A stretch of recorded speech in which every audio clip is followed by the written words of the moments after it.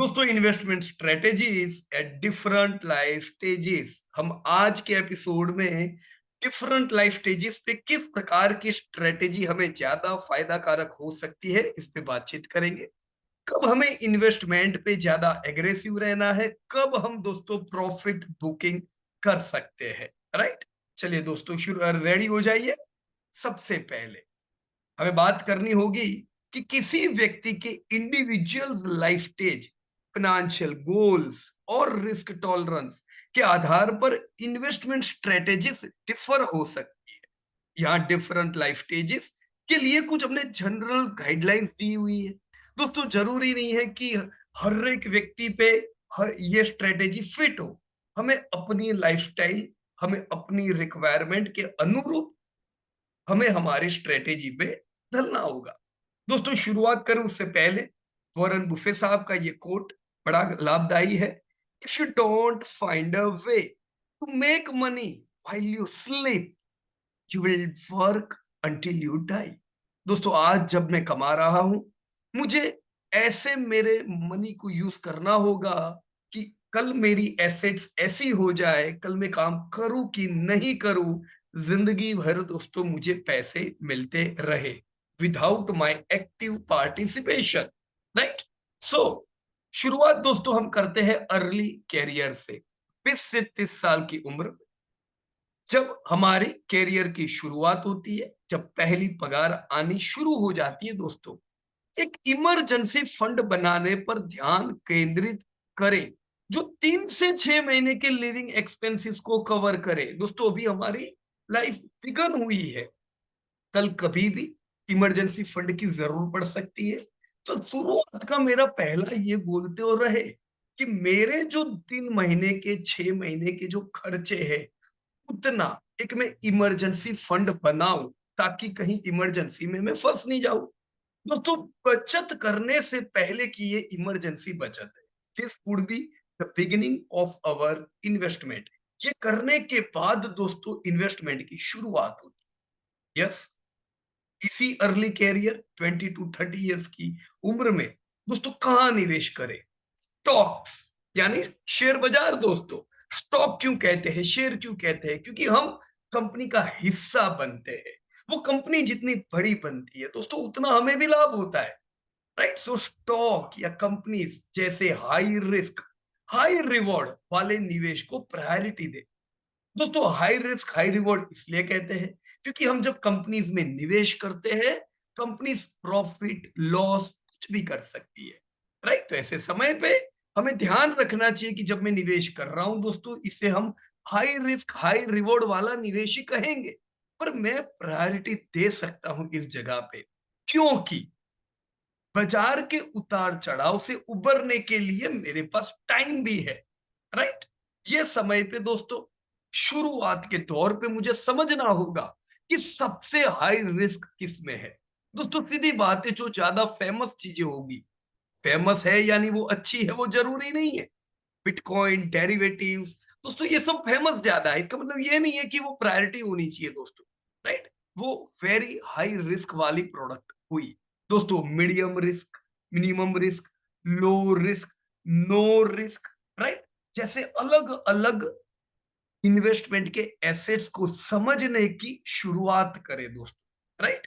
Mutual fund share से minimum risk वाला है। राइट। देखो, रिस्क म्यूचुअल फंड में भी है जैसे शेयर में है। अगर शेयर में रिस्क है तो म्यूचुअल फंड में भी रिस्क है। राइट। अगर म्यूचुअल फंड रिस्क फ्री है तो इसका मतलब यह है कि शेयर भी रिस्क फ्री है। पर ऐसा नहीं है दोस्तों, शेयर में भी रिस्क है। यस, म्यूचुअल फंड में कम रिस्क इसलिए है क्योंकि आप शुरुआत कर रहे हो। आपको कोई अगर शुरुआत में समझ नहीं है शेयर बाजार की, कौन से शेयर में निवेश करें, आप इधर उधर की बातें सुन के अगर शेयर बाजार में निवेश करोगे दोस्तों, तो रिस्क रहता है। इससे ऑपोजिट म्यूचुअल फंड्स हुए, पोर्टफोलियो मैनेजमेंट सर्विसेज हुई, एआईएफ्स हुए, ये प्रोफेशनली मैनेज होने से इंडिविजुअल निवेशक जो बिल्कुल समझा नहीं है बाजार को, उससे अच्छे रिटर्न और उससे कम रिस्क हम यहाँ पे मानेंगे। Right. Fix income securities low risk चीज हुई, कैश डिपॉजिट दोस्तों नो रिस्क हुआ। राइट। सो इस प्रकार से समझे धीमे धीमे कि कौन सी एसेट्स किस प्रकार की है दोस्तों, राइट? यही अर्ली 2030 का वो समय है दोस्तों, जब इन्वेस्टमेंट में देरी करना सबसे बड़ा नुकसान हो सकता है दोस्तों। आज से अगर मैं एक एसआईपी की शुरुआत करता हूं, मान लो मैंने तय कर दिया मुझे हर साल 5,000, सॉरी, हर महीना 5,000 रुपए के शेयर खरीदने हैं, या मैं हर महीना 5,000 के म्यूचुअल फंड लूंगा, तो मंथली 5,000 के शेयर हो, म्यूचुअल फंड हो, मान लीजिए मैं 12% से एक्सपेक्ट करता हूं मेरे रिटर्न को, दोस्तों 30 साल में ये रकम 1.77 करोड़ हो जाती है। यही निवेश अगर मैं 3 साल लेट शुरू करता हूं, राइट? लेट इसलिए क्योंकि ज्यादातर लोग जब कमाना शुरू करते हैं उनको समझ नहीं होती है कि सेव किया जाए। दोस्तों उनको बाद में समझ में आता है जब कुछ प्रॉब्लम फेस करते हैं लाइफ में दोस्तों, राइट? अगर पहले से समझे देन दैट्स ग्रेट। अगर लेट समझ में आए दोस्तों, यू कैन सी 3 साल बाद अगर मैं शुरू करता हूं दोस्तों, मेरा वही निवेश 1.21 करोड़ का हो जाता है, नुकसान हो गया मेरा 50 लाख का। दोस्तों यहीं पे अगर मैं 5 साल बाद जगता हूं दोस्तों, तो यही निवेश मेरा 95 लाख का हो जाता है। सोचो कितना ह्यूज डिफरेंस हुआ। अब मैं शुरुआत के 5 सालों में दोस्तों मैं बिल्कुल नहीं समझा था इन्वेस्टमेंट को, मैं तो खर्चे को ही महान मानता था। जो ज्यादा खर्चा करे वो ग्रेट, राइट? जो ज्यादा क्रेडिट कार्ड जेब में रखे वो ग्रेट।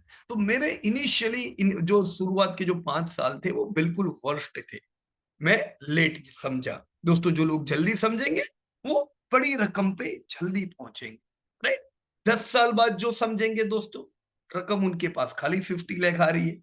तो इसका सीधा मतलब है जितना जल्दी मैं निवेश की दुनिया में शुरुआत करूं दोस्तों, उतनी बड़ी एसेट्स मेरी होगी। और यस, मेरे जो गोल्स है, मेरे जो ड्रीम्स है जिनको मैं पाना चाहता हूं दोस्तों, उन गोल्स उन ड्रीम को पाने के लिए कोई लोन शोन की जरूर नहीं पड़ेगी दोस्तों। आपकी ही ये एसेट्स दोस्तों आपके सपनों को पूरा करने के लिए काम लगेगी। यही अर्ली कैरियर 20 से 30 साल का जो हमारा होता है, उसमें दोस्तों डिसिप्लिन रूल फॉलो रखे। 50-20-30 रेशियो, जिसके बारे में हमने पहले भी कई बार बात की है, कि जो आप 100 रुपया कमा रहे हो, 50 तो खर्चा हो ही जाना है अपनी जरूरतों पे दोस्तों। उसके बाद का जो 20 रुपया है उसको सीधा सेविंग में डाल दे।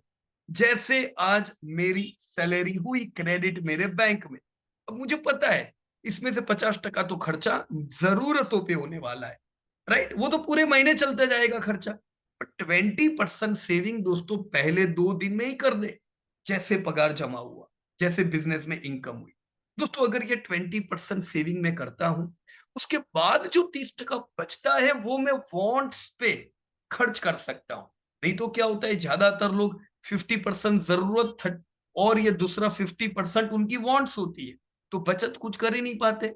50% वांट छोड़ो, बहुत सी बार तो 70% वांट होती है, तो 20% बाहर से फंडिंग की जरूरत पड़ जाती है। फिर ये डेप्ट के चक्कर में फंसते रहते हैं दोस्तों। ऐसा नहीं करना है। 50-20-30 इज द डिसिप्लिन रूल। अगर इसको पहले से फॉलो करें दोस्तों, ग्रेट एसेट क्रिएट दोस्तों हम लोग कर सकते हैं। दोस्तों इसके बाद जो हमारा मिड कैरियर की शुरुआत होती है, 40 से 50 साल की जो ये उम्र है, इस समय के लिए दोस्तों आपने जो 20-30 साल की उम्र से इन्वेस्टमेंट की शुरुआत की थी दोस्तों, अब उनमें से कई इन्वेस्टमेंट बड़ा एसेट बन रहे होंगे दोस्तों। यही वो समय है जो समय पे आपने अपने ड्रीम, आपने अपने जो गोल सेट किए थे, उनमें से कुछ गोल्स, कुछ ड्रीम्स को आप रियलाइज कर सकते हो विदाउट बैंक्स लोन्स, राइट? दोस्तों ये समय पे स्टॉक्स, राइट, यानी आपका स्टॉक मार्केट का इन्वेस्टमेंट, बॉन्ड और अदर एसेट क्लास के मिक्स को शामिल करते हुए रिस्क को कम करने के लिए निवेश में डाइवर्सिफिकेशन लाए। दोस्तों डाइवर्सिफिकेशन बड़ा जरूरी है। आप अब तक 15-20 साल के निवेश को समझ चुके होंगे, तो यह समय पे दोस्तों हो सकता है आपका झुकाव कोई एक तरफ हो जाए जब आपने कोई एक साइकिल देखी होती है। दोस्तों मैं उन लोगों से मिला हूं जिन्होंने बाजार की जबरदस्त साइकिल्स देखी है, उनका झुकाव पूरा पूरा होता है बाजार। कुछ लोगों ने नेगेटिव साइकिल देखी है ज्यादा, उनका झुकाव हो जाता है फिक्स डिपॉजिट की दुनिया में। दोस्तों कोई भी प्रकार का झुकाव फायदा कारक नहीं है। प्रॉपर डाइवर्सिफिकेशन अगर मेरा होता है स्टॉक, बॉन्ड और अलग अलग एसेट क्लास में, दोस्तों ये मुझे मदद करता है रिस्क रिड्यूस करने में। दोस्तों ये मेरे रिटर्न को मैक्सिमाइज करता है। तो ये दोस्तों प्रोवाइड करता है एक्सपोजर अलग अलग एसेट क्लास में। आपको नहीं पता है पर कल कौन सा एसेट क्लास दोस्तों चमक जाए। दोस्तों it provides exposure to different regions, it mitigates sectoral risk. Right friends, इसी 40-50 साल के हमारे मिड कैरियर के समय पे दोस्तों हमें फाइनेंशियल गोल्स और रिस्क टॉलरेंस के साथ अलाइनमेंट इंश्योर करने के लिए पोर्टफोलियो की नियमित रिव्यू और रीबैलेंसिंग करना जरूरी है। दोस्तों जैसा मैंने अभी बताया था, अगर मेरा झुकाव 100% बॉन्ड की तरफ है यानी फिक्स डिपॉजिट्स की तरफ है, मैं बिल्कुल रिस्क लेना नहीं चाहता, तो ये सबसे बड़ा रिस्क है दोस्तों। जी हाँ दोस्तों, यही रिस्क है। अब देख सकते हो ये जो एक्सिस है दोस्तों, ये आपके पोर्टफोलियो के वैल्यूएशंस की है। आपके पोर्टफोलियो के वैल्यूएशंस अच्छे नहीं रह सकते, और ये जो एक्सिस है ये वर्स्ट पोर्टफोलियो की तरफ की है। राइट, अगर मैं 100% बॉन्ड में निवेश करता हूं दोस्तों, वैल्यूएशन मेरे अच्छे नहीं होंगे, और ये भी वर्स्ट पोर्टफोलियो ही हुआ, ये कोई अच्छा पोर्टफोलियो नहीं हुआ। दोस्तों जब मैं मिक्स करता हूं जैसे 2080, दोस्तों मैं मेरे पोर्टफोलियो को बढ़ाता हूं, वैल्यूएशंस बढ़ते हैं, मेरा वॉलेटिलिटी दोस्तों वो भी कम हो जाती है। दोस्तों जैसे मैंने 40-60 किया, 40% स्टॉक 60% बॉन्ड, अब देख सकते हो दोस्तों मेरा पोर्टफोलियो और लॉन्ग टर्म में इंक्रीज होता है दोस्तों। वॉलेटिलिटी दोस्तों जो वर्स्ट पोर्टफोलियो की ये जो एक्सिस है वो भी दोस्तों कम हो जाती है। So that's great, right. तो दोस्तों प्रॉपर 50-50 का अगर आपका स्टॉक पोर्टफोलियो है, दैट्स ऑल्सो ग्रेट। फिर जैसे धीमे धीमे मैं ज्यादा झुकाव बढ़ाता हूं दोस्तों स्टॉक्स की ओर, यहां पे दोस्तों 100% बॉन्ड था, यहां पे 100% स्टॉक है। 100% स्टॉक के केस में मेरे वैल्यूएशन ज्यादा बढ़ते हैं, पर ये अच्छा पोर्टफोलियो नहीं है दोस्तों। ये अगेन वर्स्ट पोर्टफोलियो एक्सिस की ओर मेरे ग्राफ को ले जाता है। क्यों? क्योंकि मुझे लाइफ में पैसे की जरूरत बहुत बार पड़ सकती है ऐसे समय पे, जो समय पे दोस्तों बाजार फेवरेबल नहीं होगा। अब वो समय पे मुझे जरूरत पड़ी दोस्तों, ये मेरे पोर्टफोलियो को बिगाड़ सकता है। इससे तो मैं पहले से प्रिपेयर रहूं कि आने वाले 15 साल, 20 साल, 25 साल में बहुत सी बार मुझे अचानक फंड की जरूरत पड़ेगी दोस्तों। ऐसे समय पे अगर मेरा निवेश बॉन्ड में होगा, तो मैं बॉन्ड में इसलिए नहीं डाल रहा कि मुझे बहुत अच्छे पैसे मिले, मैं बॉन्ड में इसलिए डाल रहा हूं कि जरूरत के समय वो कम से कम इन्फ्लेशन से ज्यादा बढ़े हुए हो और कम ना हो, रिस्क ना हो। राइट, तो ये अगर मैं करता हूं तो देखो अपना प्रिपरेशन हो गया, पूरे समय का प्रिपरेशन हो गया। अच्छे समय के लिए तो आपका पैसा स्टॉक में है ही जो बढ़ने वाला है। राइट, तो अपना झुकाव कोई एक तरफ ज्यादा ना हो, प्रॉपर बैलेंस करते करते दोस्तों आप आगे बढ़े, दैट्स ग्रेट। इसी प्रकार के दोस्तों मिड कैरियर 40-50 में दोस्तों मुझे एसेट्स में वृद्धि की ओर ध्यान देना है। यस दोस्तों, एसेट्स में वृद्धि और लायबिलिटीज में कमी करने करके मैं रिटायरमेंट अकाउंट में कंट्रीब्यूशन कंटिन्यू करूं। दोस्तों क्या है मेरा रिटायरमेंट अकाउंट? मेरी नेटवर्थ जो मैं बना रहा हूं दोस्तों, what is net worth? Assets minus liability. मेरे पास 5 करोड़ के शेयर है, 5 करोड़ की लोन है दोस्तों, माई नेटवर्थ इज 0। राइट, जितनी एसेट्स बड़ी होगी, जितनी लायबिलिटी कम होगी, उतना नेटवर्थ मेरा एम्प्लीफाई करता है दोस्तों। राइट, ऑप्टिमाइज होता है नेटवर्थ लायबिलिटी को कम करने पे भी और एसेट को बढ़ाने पे भी। तो ये वो समय है दोस्तों जब मैं मेरी दोनों चीजों पे ध्यान दूं। अगर मेरी लायबिलिटीज है मैं धीमे धीमे कम करूं, क्योंकि कुछ समय बाद ऐसा समय भी आने वाला है जब मेरी इनकम, मैं एक्टिव काम करके जो कमा रहा हूं वो बंद होने वाली है। तो एडवांस में लायबिलिटीज को कम करने पे ध्यान दे, असेट्स को दोस्तों बढ़ाने में ध्यान दे। ये दोस्तों जबरदस्त काम लग सकता है रिटायरमेंट अकाउंट के लिए दोस्तों। राइट। तो चलो अभी हम अप्रोच करते हैं रिटायरमेंट की ओर। दोस्तों, कैपिटल की सेफ्टी के लिए धीरे धीरे कंजर्वेटिव इन्वेस्टमेंट अप्रोच की ओर आगे बढ़े। दोस्तों, क्यों कंजर्वेटिव इन्वेस्टमेंट अप्रोच? क्योंकि जैसे जैसे मैं रिटायरमेंट के नजदीक आऊंगा, रिटायर हो जाऊंगा, वैसे वैसे मेरी एक्टिव इनकम हो सकता है दोस्तों कम होती जाए। वो समय पे मैं डिपेंड रहूंगा मेरी पैसिव इनकम के लिए, जो एसेट्स मैंने क्रिएट की है उन पे। ये एसेट वो टाइम पे ज्यादा वॉलेटाइल होगी तो मैं परेशान हो सकता हूं, राइट।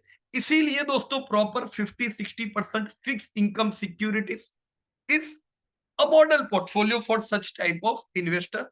35 to 40% इक्विटीज, जरूर दोस्तों ये आपकी एसेट्स को बढ़ाने में काम लग सकता है। And 5 to 10% cash and equivalents, right, this could be useful for me, right. So approaching retirement, same मैं वही इन्वेस्टमेंट की बात कर रहा हूं जो लेट 50-60s का है। दोस्तों, इसी समय पे इनकम जनरेटिंग करने वाले इन्वेस्टमेंट जैसे बॉन्ड या हाई डिविडेंड पेइंग कंपनीज या हाई यील्ड इन्वेस्टमेंट के लिए एसेट्स को पुनः री एलोकेटिंग करने पर विचार करें। दोस्तों, ये वो टाइम है जब अब हमें इनकम हर साल चाहिए। दोस्तों, जनरली मैं कहता हूं कि जब आप इन्वेस्ट करते हो दोस्तों, इमर्जिंग इंडस्ट्री में भी बड़ा पैसा डालो, भले डिविडेंड नहीं आए कोई दिक्कत की बात नहीं, पर वहां पे ग्रोथ बहुत मिलेगा क्योंकि ज्यादातर लोग कमा रहे हैं, इन्वेस्ट कर रहे हैं। दोस्तों, पर जो रिटायर्ड लोग हैं, जो अब जिनकी एक्टिव इनकम बंद हुई है, जो अब पैसिव इनकम पे डिपेंड है, उनके केस में दोस्तों ऐसा नहीं कर सकते हैं। उनके केस में दोस्तों क्या चाहिए? इनकम जनरेट करने वाले इन्वेस्टमेंट्स चाहिए, राइट। डिविडेंड पेइंग कंपनीज चाहिए। तो वो समय पे दोस्तों हम झुकाव कर सकते हैं ग्रोथ सेक्टर और मेच्योर सेक्टर की ओर, राइट। मिनिमाइज रखे इमर्जिंग सेक्टर, राइट। जो यंग एंटरप्रेन्योर्स है दोस्तों, जो यंग इन्वेस्टर है, वो ज्यादा झुकाव इमर्जिंग सेक्टर और ग्रोथ सेक्टर पे रख सकते हैं ताकि दोस्तों ग्रोथ मिले। अभी आपको जरूरत नहीं है पैसिव इनकम की, टाइम है, राइट। पर यस, 50-60s के केस में हम ये नहीं कह सकते हैं। All right. So the similar way, same 50-60s जो अप्रोच कर रहे रिटायरमेंट पे दोस्तों, हेल्थ केयर और लॉन्ग टर्म केयर आवश्यकताओं का इवेल्युएशन करे और अकॉर्डिंगली फाइनेंशियल प्लान्स एडजस्ट करे। दोस्तों, ये टाइम पे पैसिव इनकम जरूरी बन जाती है दोस्तों हमारे रिटायरमेंट पे। 60s एंड बियॉन्ड, अब किसकी बात कर रहे हैं दोस्तों? 60s एंड बियॉन्ड लिविंग के एक्सपेंस का सपोर्ट करने के लिए कैपिटल को प्रिजर्व करने और इनकम जनरेट करने पर फोकस दे। दोस्तों, ये समय पे दोस्तों, ये समय पे कैपिटल प्रिजर्व रहना जरूरी है, इनकम जनरेट होना जरूरी है, राइट। दोस्तों, प्रॉपर एसेट एलोकेट करें, जैसा मैंने बताया। अब ज्यादातर मेच्योर और फ्यू ग्रोथ और उससे भी कम इमर्जिंग सेक्टर एलोकेशन भी प्रॉपर करें दोस्तों। बिल्कुल हम रिकमेंड नहीं करेंगे 60+ को सेक्टोरियल या थीम बेस्ड इन्वेस्ट करने पे। दोस्तों, कोई एक सेक्टर, कोई एक थीम में निवेश करेंगे, वो दोस्तों रिस्क को अट्रैक्ट करता है। हम देखते हैं बहुत सी बार इन्वेस्टर हाई परफॉर्मिंग फंड ढूंढते हैं। वो समय उनके हाथ में क्या लगता है दोस्तों? वो समय पे ज्यादातर उनके हाथ में थीम बेस या सेक्टर बेस फंड हाथ लग जाता है, जो आज परफॉर्म कर रहा है कल नहीं भी कर सकता है। कल ये हो सकता है बाजार परफॉर्म करे, वो थीम परफॉर्म ना करे। So this all could be risk, right. Geographical allocation, investment styles को ध्यान में रखे। सिमिलरली दोस्तों, retirement 60s and beyond inflation और मार्केट कंडीशंस को ध्यान में रखते हुए आवश्यकता अनुसार पोर्टफोलियो की मॉनिटर और एडजस्ट करें। जरूर दोस्तों, यही वो समय है दोस्तों जो समय पे हमें दोस्तों पोर्टफोलियो को मॉनिटर करना, एडजस्ट करना थोड़ा जरूरी है। किन चीजों के बेसिस पे दोस्तों? दोस्तों, जब महंगाई बढ़ती जाती है, राइट, वो टाइम पे भी हमें एनुअल इनकम तो फिक्स चाहिए, राइट। आपका एसेट्स ऐसा होना चाहिए जो आपको कम से कम इन्फ्लेशन से ज्यादा एनुअल अर्निंग दे सके, राइट? यहीं पे दोस्तों रिटायरमेंट 60s एंड बियॉन्ड में दोस्तों पोर्टफोलियो की लॉन्गेटिविटी बनाए रखने के साथ इनकम की जरूरतों को बैलेंस करते हुए स्ट्रेटेजिकली फंड्स निकाले दोस्तों, राइट? जिसे सिस्टमेटिक विथड्रॉल प्लान भी कहते हैं दोस्तों। यहाँ पे दोस्तों जरूरी है पोर्टफोलियो की लॉन्गेटिविटी भी ध्यान में रखनी है, राइट? क्योंकि लॉन्ग जीने वाले हैं, जब तक जिएंगे फंड की जरूरत पड़ेगी, तो पोर्टफोलियो कैसा रहना चाहिए? लॉन्गेटिविटी वाला, कंसिस्टेंट इनकम वाला, राइट? तो इन दोनों चीजों को ध्यान रखें दोस्तों। रिटायर्ड लोग हर साल अगर अपने 6% फंड को विड्रॉ भी करेंगे टोटल एयूएम में से, तो भी दोस्तों इट्स ऑल राइट। हम उम्मीद कर सकते हैं दोस्तों एनुअल 12% का ग्रोथ। ये 12% की ग्रोथ में होगा क्या दोस्तों? अगर मैं टोटल 15 साल 20 साल की बात करूं दोस्तों, आधा समय हो सकता है नेगेटिव रिटर्न हो।